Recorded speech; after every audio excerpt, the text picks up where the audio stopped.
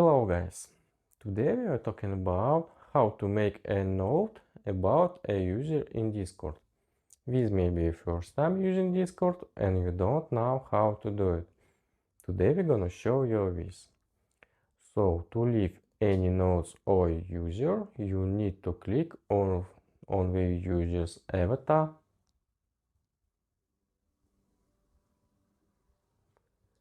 and at the very bottom will be a field where we can leave any notes that only you will see.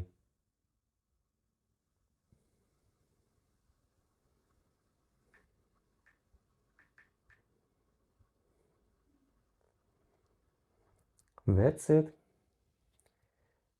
If you're wondering how to make a note about a user in Discord, this is the easiest way I know. If you know no way, please leave a comment.